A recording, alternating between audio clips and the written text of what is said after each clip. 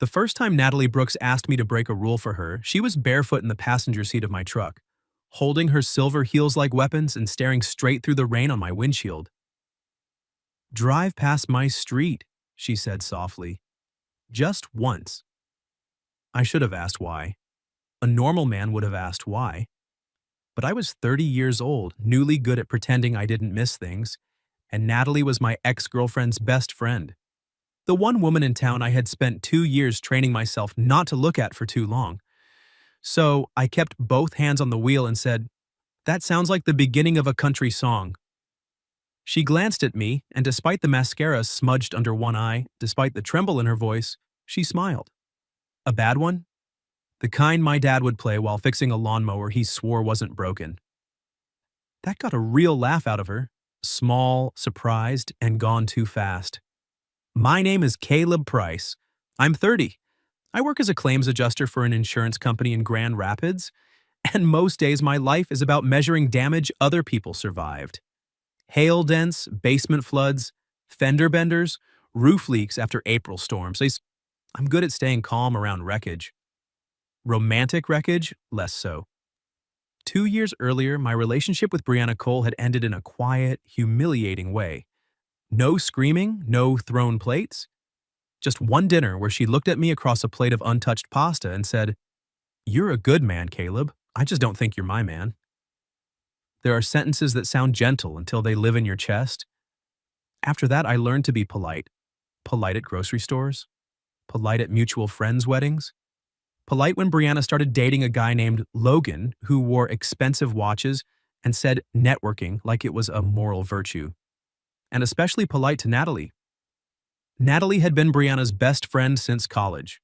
She was a graphic designer, 29, sharp as a paper cut when she wanted to be, and the kind of woman who could make a room warmer without trying. Dark curls, quick hands, eyes that noticed too much. The first time I met her, she corrected my Scrabble word, stole one of my fries, and told Brianna, "He's cute, but he looks like he alphabetizes his socks." I did not alphabetize my socks. I sorted them by color, like a civilized person. For 2 years, Natalie and I stayed in the safe lane. Friendly, funny, nothing that could be used against either of us at brunch. She sent me a meme once when my favorite baseball team blew a 9-run lead. I liked one photo of her dog wearing a Halloween lobster costume. That was the entire scandal. Until Brianna's engagement party. That was where the night started going sideways. The party was at a renovated warehouse downtown, all exposed brick and tiny appetizers that tasted like expensive air. I almost didn't go, but Brianna had texted me personally. It would mean a lot if there were no weird feelings. That was Brianna's gift. She could ask you to attend your own emotional funeral and make it sound like a maturity exercise. So I went. I wore a navy blazer. I brought a bottle of bourbon for Logan. I shook hands. I smiled.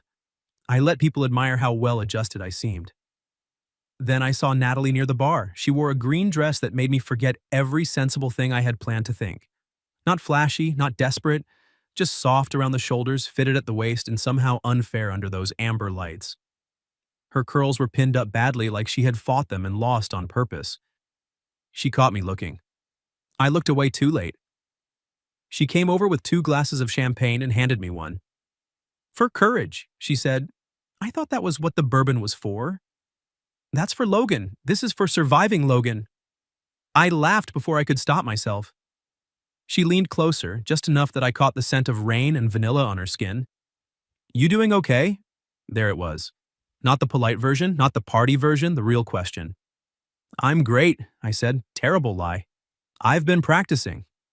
"Practice less." I looked at her then, really looked, and something in my chest shifted in a way I did not appreciate. Natalie wasn't pitying me. She wasn't studying me like I was Brianna's leftover problem. She was standing there like she had chosen my corner of the room because it was where she wanted to be. That was dangerous. So I said, "You look nice." Her eyebrow lifted. "Nice?" "Very nice." "That sounded painful for you." "I'm trying not to get murdered by the friendship code." Natalie's smile faded just a little. Not enough for anyone else to notice, enough for me. "The code," she said. "Your best friend is wearing an engagement ring 10 feet away. And you're wearing guilt like a rented tux." Before I could answer, Brianna's laugh rang out from across the room. Natalie looked over at her and something closed behind her eyes. For the next hour, I watched Natalie play her role perfectly. Toasting, hugging, adjusting Brianna's veil-like white party headband when it slipped, laughing when Logan made a joke about upgrading from the starter years. I hated that joke more than I should have. At 11, I found Natalie outside under the awning, rain falling hard beyond the curb. She was sitting on a concrete planter, shoes off, staring at her phone like it had personally disappointed her. "You escaping?" I asked. She looked up. "Thinking about it." "Need me to call you a ride?" My ride left with someone named Madison who does Pilates and says things like, "My truth."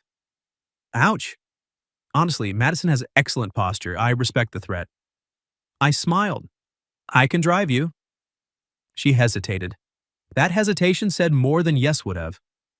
"Natalie," I said softer, "it's just a ride." Her eyes met mine. "No," she said. "It isn't." The rain filled the space between us. Then she stood, gathered her heels in one hand, and walked to my truck beside me without another word. Now, 10 minutes later, we were stopped at a red light 3 blocks from her apartment, and she had asked me to drive past her street. Just once. Her bare feet were tucked under her on the seat.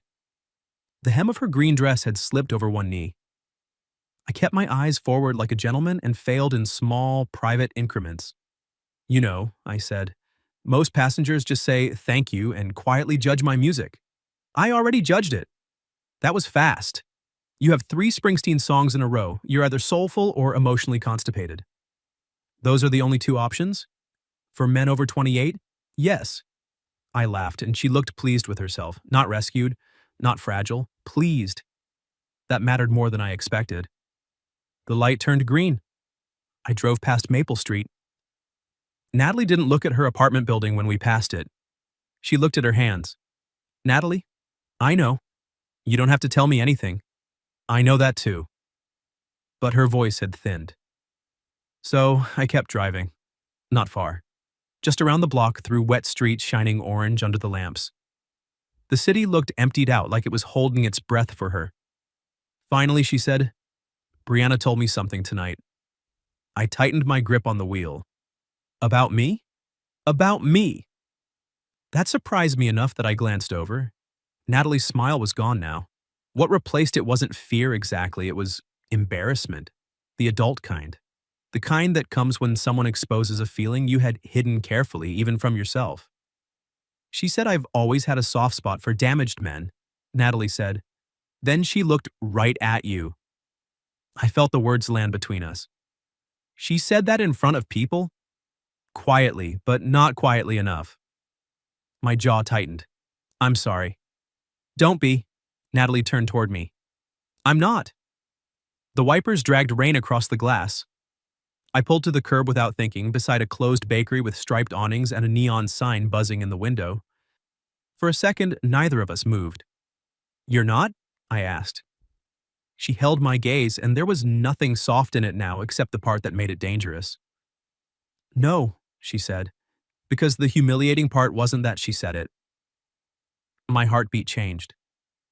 Natalie leaned back against the seat, still barefoot, still holding those ridiculous silver heels, and whispered, "The humiliating part was that she was right. There are moments when the honest thing to do is also the stupidest." Natalie sat beside me in the blue glow of the dashboard, rain blurring the closed bakery beyond her window, and told me she had a soft spot for me. Not men like me. Me. I could have laughed it off. I could have driven her home. I could have done the decent, careful thing and pretended she hadn't just handed me a lit match in a room full of old feelings. Instead, I said, "How long?" Her lips parted a little. Then she looked down at her heels. "That's your follow-up question?" "I'm not proud of it."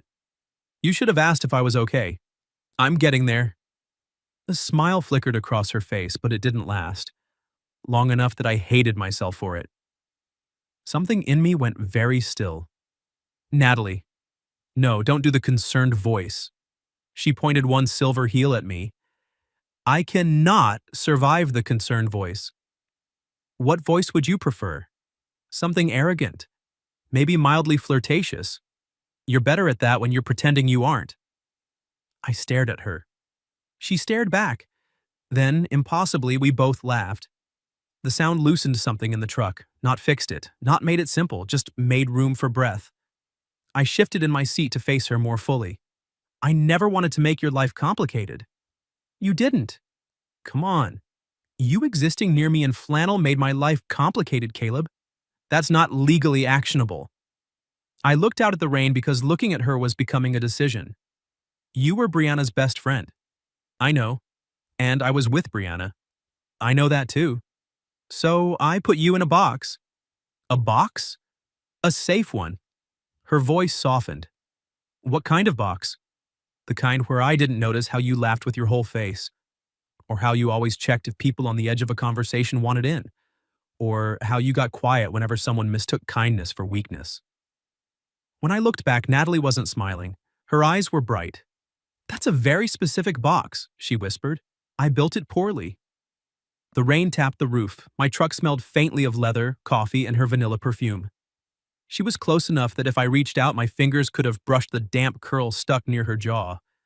I didn't. Not yet. Natalie set her heels on the floorboard. I need to say something, and then you can take me home and we can both decide this was champagne and poor lighting. I'm listening. I didn't want you because you were Brianna's. I didn't sit there pining like some villain in a cardigan. I never thought that. You might after tonight. No. She swallowed. I liked you because you remembered my dog's name. Because when Brianna forgot my gallery opening, you showed up with a gas station bouquet and said you were representing the household. Because you never made me feel like I had to be shinier to be worth noticing. I remembered that night. Natalie standing beside her prince in a tiny white gallery, pretending not to scan the door. Brianna had been too swamped. I'd gone because I'd felt bad. Or that was what I'd told myself. You wore red lipstick, I said. Her breath caught. I gave a helpless shrug. Apparently the box had windows. That did it. Natalie laughed, but this time she covered her face with both hands. God, I hate this, she said through her fingers. You're being charming at the worst possible time. I can stop. Don't you dare. The words landed warm. I reached over slowly, giving her every chance to pull away, and touched her wrist. Just 2 fingers against her skin. She lowered her hands. The contact was small, almost nothing. But Natalie looked at where I touched her like it was a sentence she'd been waiting years to read. I'm not damaged, I said quietly. I know. Brianna leaving hurt. But I'm not a charity project. Her gaze snapped to mine. If you think I want to fix you, you have severely overestimated my patience. That made me smile. I want you, she said, and the smile disappeared from both of us, which is inconvenient, badly timed, and possibly friendship ending. But it is not pity.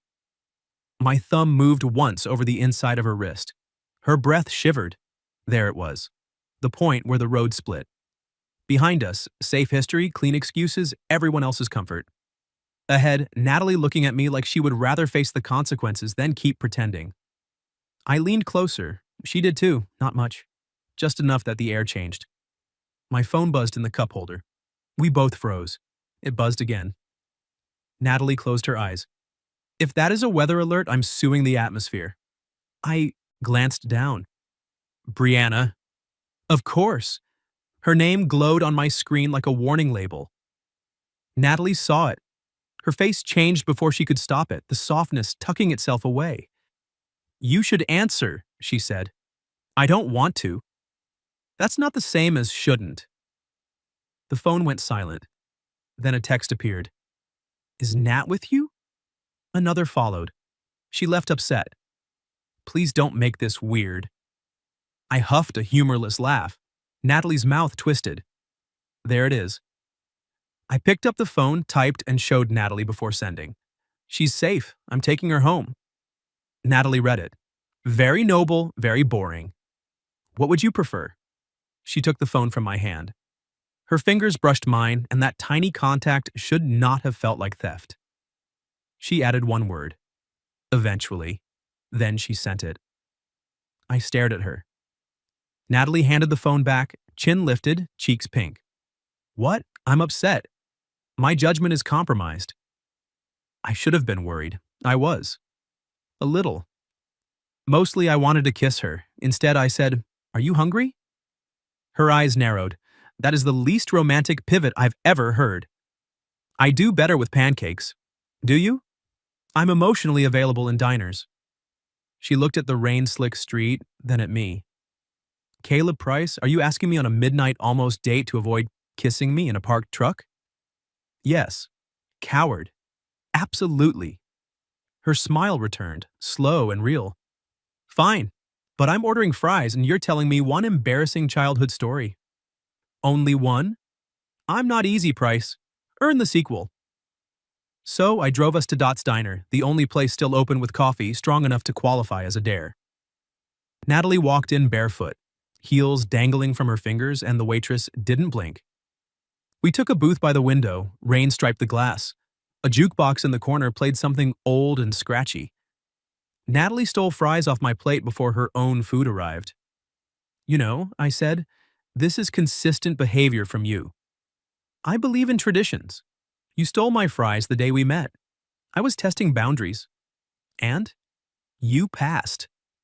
She dipped the fry in my ketchup. You looked offended, but let me live. I'm generous. You're cautious. The word should have stung. Somehow from her, it felt like an invitation. I leaned my forearms on the table.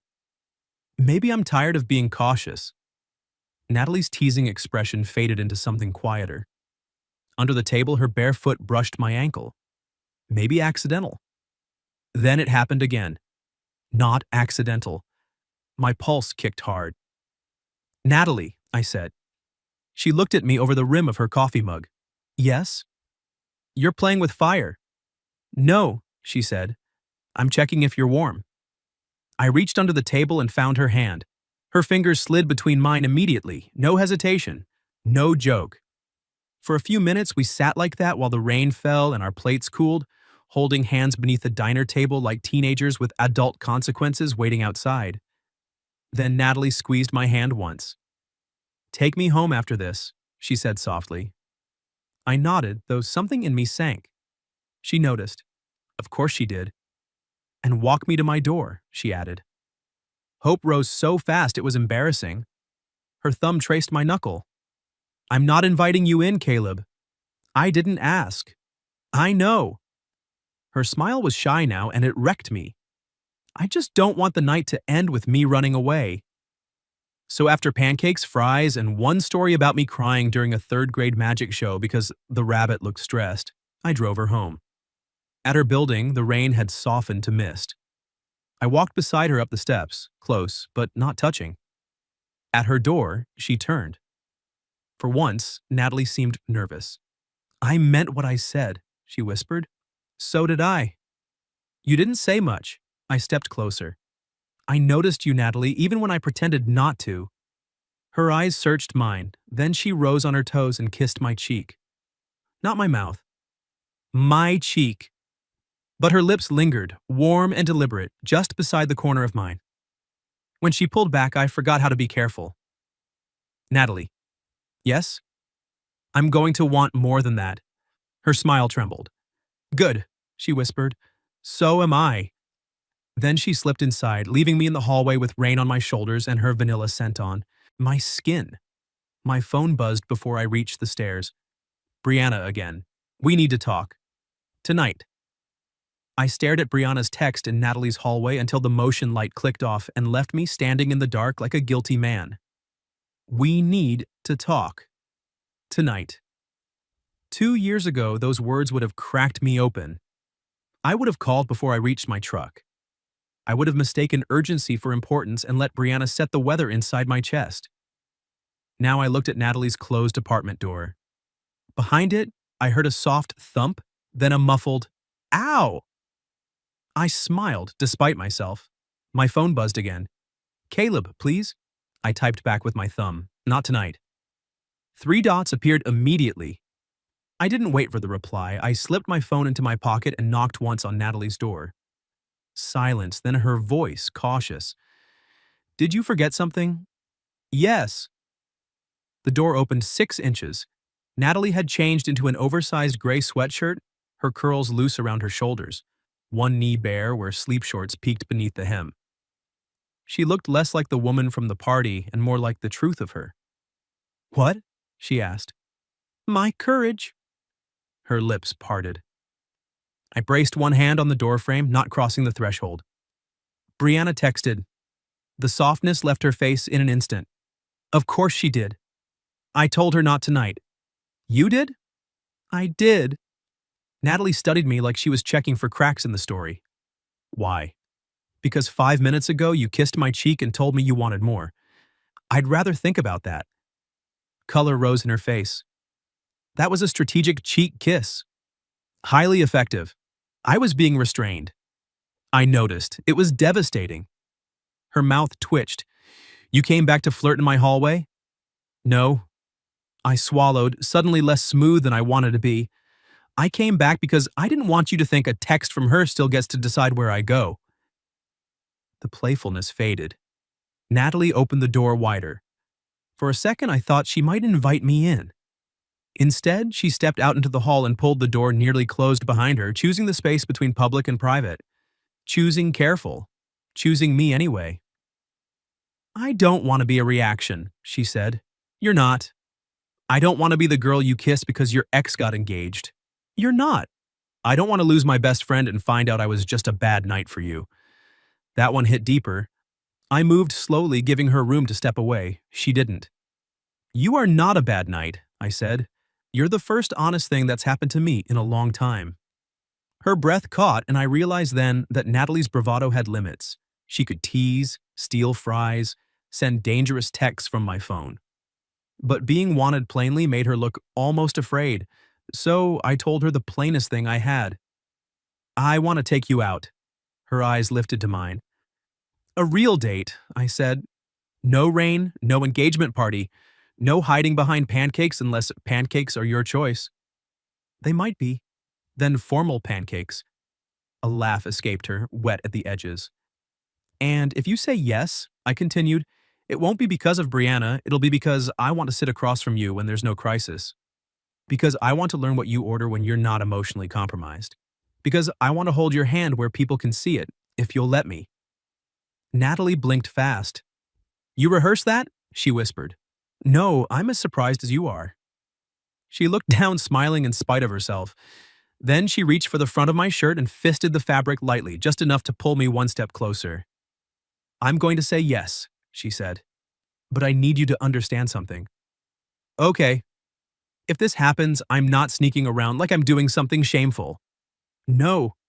And I'm not competing with a ghost version of your old relationship. There's no competition. Her gaze sharpened. Don't be noble if you mean scared. God, she was something. I'm scared, I admitted, but I'm still here. Her fingers tightened in my shirt. The hallway seemed to shrink around us. The hum of an old fluorescent light. The faint smell of laundry soap from somewhere downstairs. Natalie close enough that I could see the tiny freckle near her lower lip. She noticed me, noticing. Caleb, she said, softer than before. Yeah? If you're going to kiss me, don't make it a committee decision. That was all the permission I needed. I cupped her face with one hand and kissed her. Not like an accident, not like an apology, like a choice.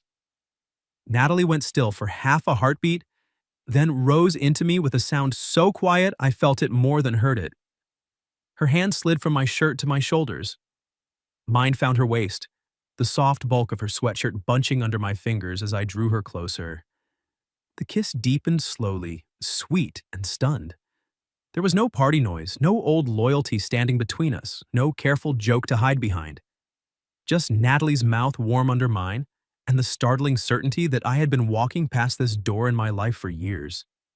When we broke apart, she kept her forehead against my chin. Well, she whispered. I smiled against her hair. That was more than a cheek. Don't get smug.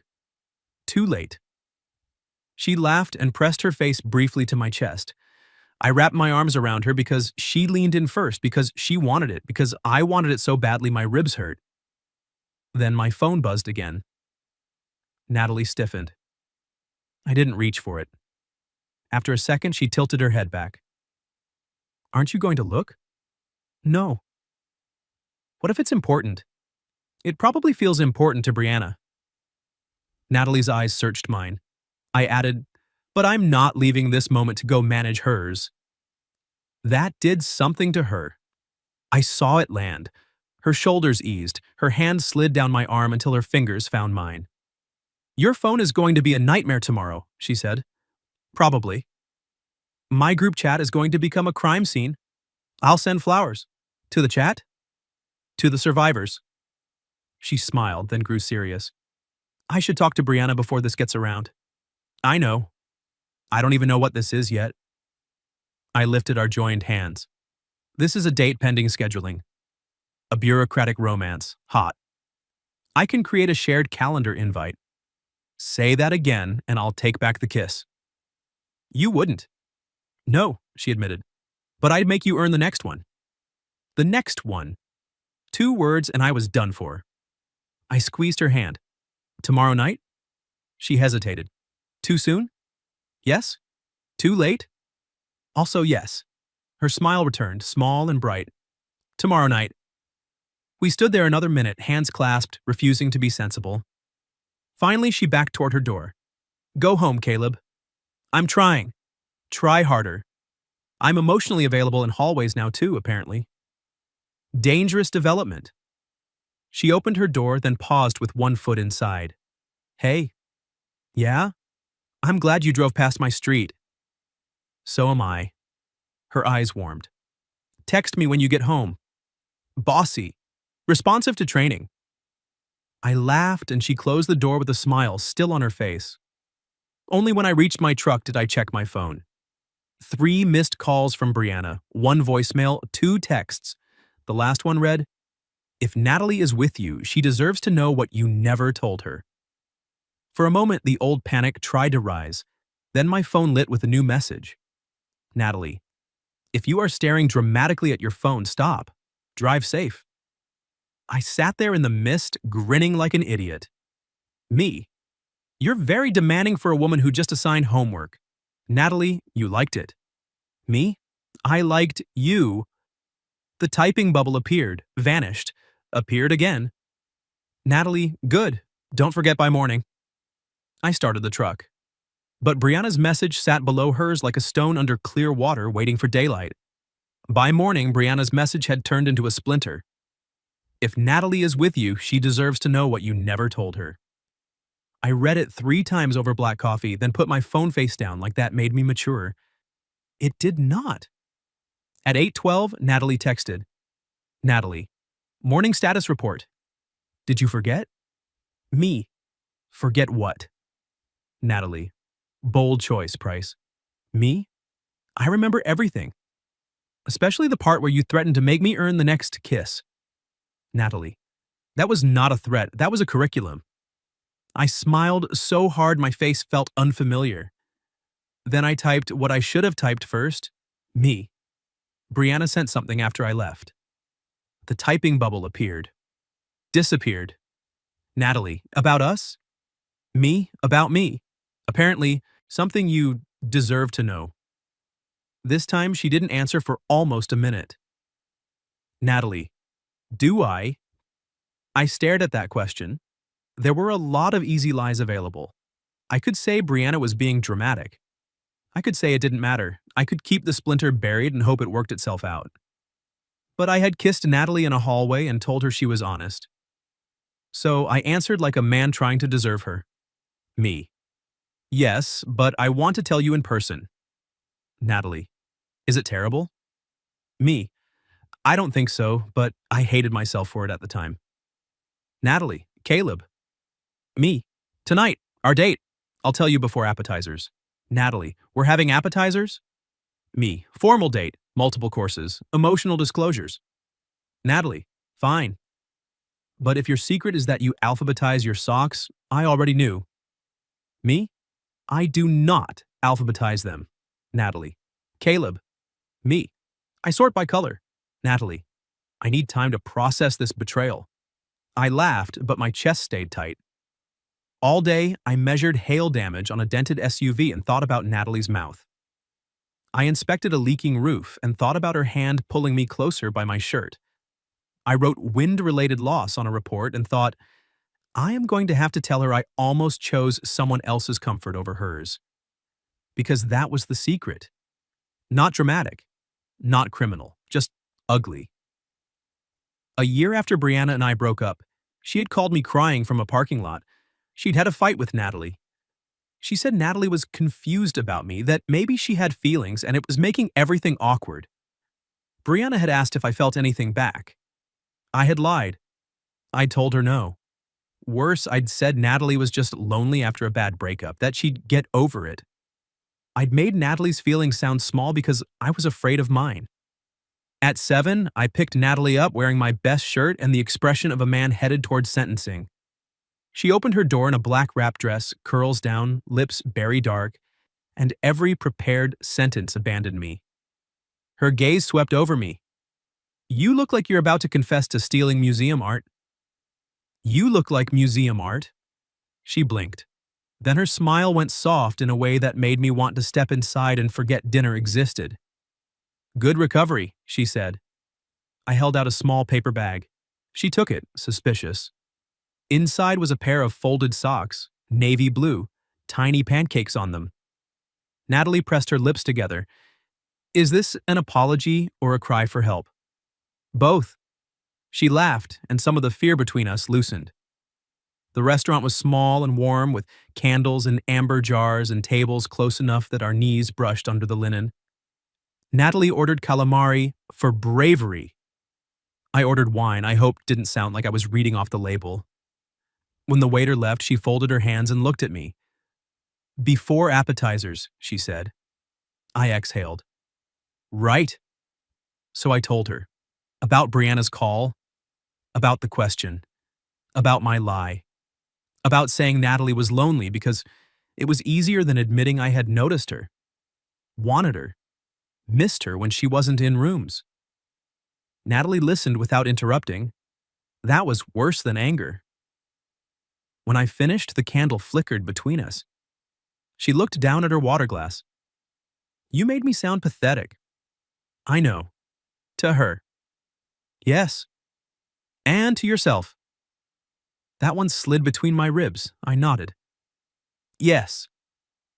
Natalie's jaw worked slightly, like she was holding back the first 5 things she wanted to say.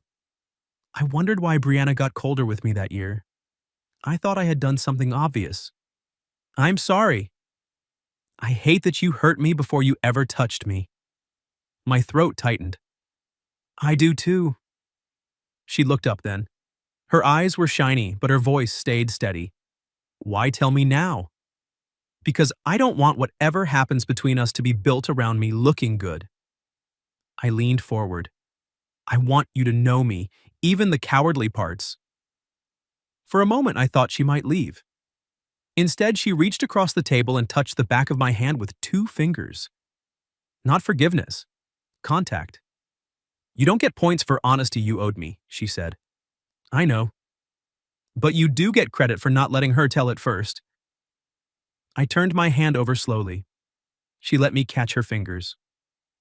I should have chosen you then, I said. Her mouth trembled once. You didn't have to choose me. You just had to not dismiss me. I know. And now? Now I'm choosing you. The words came out quiet, but they felt like stepping into sunlight. Natalie held my gaze. Even if Brianna is furious? Yes. Even if people talk? Yes. Even if I steal your fries forever? I smiled. I assumed that was in the contract. She looked down at our joined hands. Her thumb brushed mine. I'm still mad. You should be. But I don't want to go home. Hope moved carefully through me. Then don't. Her eyes narrowed. That sounded smoother than intended. I meant stay for dinner. Sure you did. The calamari arrived, saving me from myself. Dinner became something strange and tender. We talked about safer things, then dangerous ones. Her first design job, my mother's suspicious devotion to holiday yard decorations, the way Natalie had once cried in a supply closet after a client called her work cute. It was good work, she said, stabbing a piece of pasta. But I hate that I needed someone else to say it. It was good work, I said. She glanced up. You haven't seen it. I saw your gallery show. That was years ago. I remember the blueprint, the one with the woman standing in the lake. Natalie went still. That was my favorite. I know. How? Because you stood near it like you were guarding it. The anger in her face softened into something almost helpless. You make it very hard to stay properly mad, she whispered. I can say something about spreadsheets. Don't ruin this. After dinner, we walked along the river because neither of us wanted the night to end. The air smelled like wet pavement and spring. At the railing, Natalie slipped her hand into mine first. I talked to Brianna today, she said. My stomach tightened. Natalie squeezed my hand. No, stay here with me. Don't go into courtroom face. I turned toward her. Okay. She was upset. She said I was humiliating her. I told her my feelings weren't a public relations issue. I almost smiled. Good. She also said you'd hurt me. I might. Natalie looked at me. That's not the romantic answer. It's the true one. I don't want to, but I'm capable of it. You already know that. She studied me for a long second. Then she stepped closer until her dress brushed my legs and her free hand rested against my chest. Then don't be careless with me, she said. I lifted my hand to her cheek. I won't. And don't disappear into guilt. I am not dating your remorse. My pulse stumbled. Dating? Her cheeks colored, but she held my gaze. I'm considering the term. I'm very supportive of the term. Of course you are. I bent my head. Can I kiss my possible date? Natalie's eyes warmed. You can kiss the woman who is still mad at you. That woman is intimidating. She likes you anyway. So I kissed her under the river lights, slowly at first, then with less restraint when she rose onto her toes and smiled against my mouth. Her arms slid around my neck. Mine wrapped around her waist. The city moved around us, cars hissing over damp streets, strangers passing behind us, and Natalie kissed me like she was choosing me in public. When she pulled back, her forehead rested against mine. I'm not ready to tell everyone, she whispered, but I'm not hiding because I'm ashamed. Then we go at your pace. Our pace, she corrected. I smiled. Our pace. My phone buzzed in my pocket. We both heard it. Natalie looked at me, then at my pocket. If that's her, I don't want her in this kiss. I took out my phone, turned it off without checking, and put it away. Natalie's smile was small, grateful, and a little wicked. Good choice, she said. I'm learning. Earned 1 point. How many for the next kiss? She tugged me down by my collar. This one's extra credit, she whispered. The next morning, Natalie sent me a photo of the pancake socks on her feet. Natalie, I'm wearing evidence of your emotional growth. Me. They look better on you. Natalie, everything does. Me? Modest. Natalie, accurate. I was still smiling when Brianna called. For once, I answered. She didn't say hello. Are you seriously doing this? I looked across my kitchen at the sunlight on the floor, at the coffee mug Natalie had teased me for owning because it said, claims happen. Yes, I said. A pause. Then Brianna laughed once, sharp and disbelieving. Wow. I'm not trying to hurt you. No, you're just dating my best friend right after my engagement party. We're not doing this at you. That's convenient. I closed my eyes. The old version of me would have apologized until there was nothing left of my spine. But Natalie's voice from the river came back to me. Don't disappear into guilt. I'm sorry this hurts, I said. But Natalie isn't a punishment. She's a person. And I'm not going to talk about her like she's something that happened to you. Brianna went quiet. When she spoke again, her voice was colder. She'll regret this. Maybe, I said, but that will be between her and me. It wasn't a perfect speech. It didn't fix anything. But when I hung up, I didn't feel cruel. I felt free. That evening, Natalie and I met at a bookstore cafe because she said public places encouraged responsible emotional pacing. She arrived in jeans, a cream sweater, and the pancake socks visible above her boots because apparently she had decided to ruin me in stages. She slid into the chair across from me and narrowed her eyes. Why are you looking at me like that? Like what? Like you're about to say something sincere and inconvenient. I talked to Brianna. Natalie's smile faded, but she didn't flinch. And? I told her I'm choosing you. Her fingers went still around her cup. Outside, dusk pressed blue against the windows.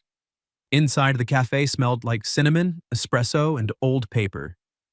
Natalie looked down at the table for so long I wondered if I had said too much. Then she whispered, "Say it again." My chest tightened. I reached across the little table, palm up. She put her hand in mine. "I'm choosing you," I said. Natalie's eyes shone, but her mouth curved. Even though I'm bossy? Especially then. Even though I'm still angry about the lonely comment? I expect to be paying emotional damages for a while. Good. I accept payment in coffee, foot rubs, and public declarations. Done. Her thumb moved over my knuckles. I talked to her, too. I held still. She cried, Natalie said softly. Then I cried, which was annoying because I had good eyeliner on. Tragic. Devastating. She took a breath. I told her I loved her. I told her I wasn't asking permission. And I told her if our friendship only worked when I made my heart convenient for her, then maybe we needed to let it change. I squeezed her hand. How do you feel? Like I swallowed a chandelier. That sounds uncomfortable. Very sparkly, very sharp. She looked at me then, but I also feel relieved and scared and happy, which is a rude number of feelings. I smiled. We can take them one at a time. Natalie leaned back, studying me. Is that your official boyfriend application? I nearly knocked over my coffee. She grinned. Oh, that got you. I'm fine. You are not fine. Your ears are red. My ears are private. Not from me. That sentence settled between us, playful and intimate all at once. I leaned closer. Are you asking me to be your boyfriend, Natalie Brooks? No, I'm giving you the opportunity to ask me properly. Ah. I believe in traditions. You steal fries and demand proposals. Relationship proposals, she corrected. Don't panic, claims happen. I laughed, then stood, and came around to her side of the table. She watched me, smile fading into surprise when I crouched beside her chair, still holding her hand. Around us, people kept reading. Cups clinked. Someone's laptop chimed. I didn't care. Natalie, I said, will you go out with me in a way that involves labels, inconvenient honesty, and a shared understanding that my fries are no longer legally mine? Her lips parted. Then she laughed, bright and teary, and cupped my face in both hands. Yes, she whispered. Obviously. She kissed me right there beside the biography shelf. Not a cautious kiss, not a secret one. A kiss that tasted like cinnamon and relief. Her smile pressed against mine, her fingers warm along my jaw. When I sat back down, an elderly woman at the next table lifted her coffee and a tiny toast. Natalie buried, her face in her hands. We have witnesses. Good, I said. I'm tired of pretending I don't want people to know. Her eyes softened over the tops of her fingers. After that, things didn't become simple. Brianna didn't magically bless us. Some friends picked careful, neutral phrases. Some didn't invite us to the same places for a while. Logan once gave me a look across a grocery aisle like I'd personally lowered property values. But Natalie and I kept choosing each other in small, stubborn ways. Sunday coffee, Wednesday takeout, her feet in my lap while she edited design proofs, and I pretended not to enjoy rubbing her arches. My hand at the small of her back when we walked into rooms, her voice in my kitchen saying, "Your sock drawer is a cry for help," before reorganizing it badly on purpose. 3 months later, Brianna asked Natalie to meet for lunch. Natalie went. She came back quiet, then crawled onto my couch and tucked herself under my arm. She apologized, she said. For all of it? For enough to start. I kissed the top of her head. You okay? No. She slipped her hand under my shirt, resting her palm over my heart. But I think I will be. So I held her there while rain tapped the windows, the same kind of rain from the night she'd asked me to drive past her street. Only this time she wasn't asking to avoid home. She was in one. By the following spring, Natalie had a new gallery show. The night of the opening, she wore a blue dress and the berry lipstick that made it difficult for me to form complete sentences. Her favorite piece hung in the center wall. A woman standing at the edge of a dark street, silver heels in one hand, headlights glowing behind her. She had titled it Just Once. I stood beside her while people admired it, her fingers linked through mine in front of everyone. "You know," I murmured. "I'm pretty sure that's my truck." "It's inspired by your truck." "And that jawline?" "Artist's interpretation." "I'm handsome in this." "You're handsome in real life too. Don't make me regret saying that." I turned to look at her. Even surrounded by people, she felt like the only clear thing in the room. "Hey," I said softly. She glanced up. "Yeah? I'm glad you didn't go home that night." Her teasing expression faded into warmth. "I was so scared," she admitted. "I know. But you drove past my street. Just once." Natalie smiled, then stepped closer and kissed me under the gallery lights, in front of the painting, in front of anyone who cared to look. Her heels were on, this time. Her hand was steady in mine. And when she pulled back, she didn't look like a woman running from one life. She looked like a woman stepping into the next one, choosing it with her eyes open. What would you have done if your ex's best friend got into your car after a party and softly asked you to drive past her street just once? Have you ever experienced something similar? Wanting someone you thought you weren't allowed to want? Tell me your story in the comments. If you like this one, leave a like, subscribe, and I'll see you in the next video.